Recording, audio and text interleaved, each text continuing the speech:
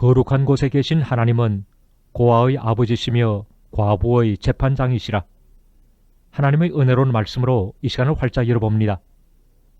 베드로가 예수를 붙들고 가나에 가로되 주여 그리 마옵소서, 이 일이 결코 주에게 미치지 아니하리이다. 예수께서 돌이키시며 베드로에게 이르시되 사탄아, 내 뒤로 물러가라. 너는 나를 넘어지게 하는 자로다. 내가 하나님의 일을 생각지 아니하고 도리어 사람의 일을 생각하는도다.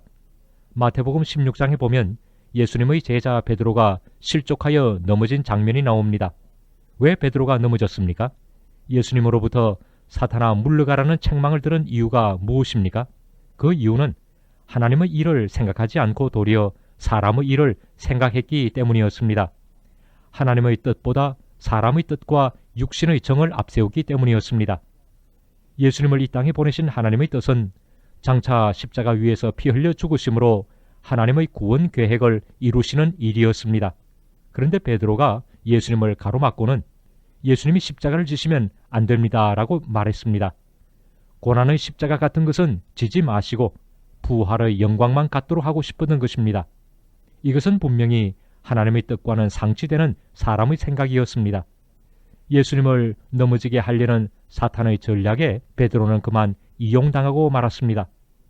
여기서 우리는 참으로 중요한 교훈을 배울 수 있습니다. 그것은 십자가를 피하려고 할 때가 곧 실족하여 넘어지는 자리라는 사실입니다.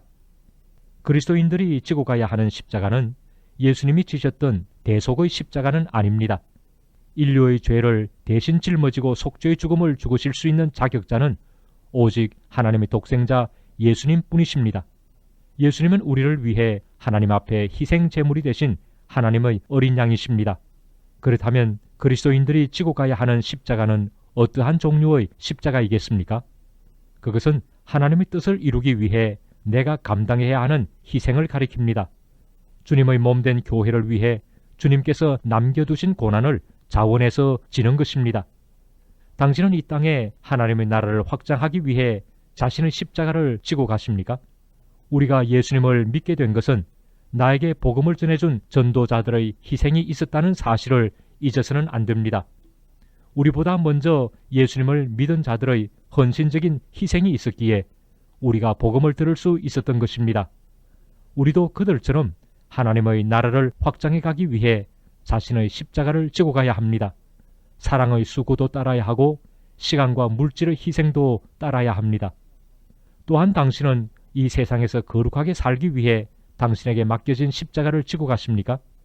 예수님만 믿으면 저절로 성결한 삶을 살 수 있는 것은 아닙니다. 합당한 희생이 없이는 거룩한 삶을 살 수 없습니다. 옛 습관을 끊어버리는 결단은 우리가 꼭 지고 가야 할 십자가입니다. 신앙의 성장을 방해하거나 옛날에 얽매이게 하는 것들도 벗어가야 합니다.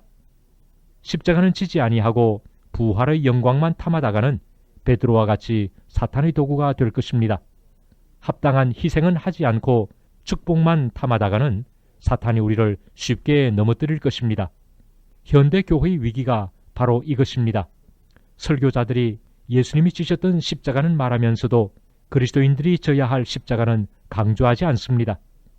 회중들도 십자가보다는 축복과 위로의 메시지를 더 듣고 싶어 합니다.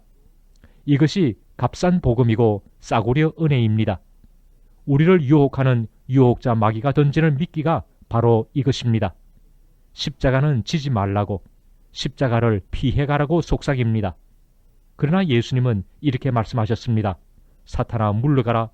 너는 하나님의 일은 생각지 아니하고 사람의 일만 생각하는구나. 금년에는 넘어지지 않아야 합니다. 당신도 자기 십자가를 지고 예수님을 따라가야 합니다. 나에게 맡겨진 십자가를 기쁘게 지고 십자가를 통과한 후에 부활의 영광에 이르게 되기를 주 예수 그리스도의 이름으로 축원합니다.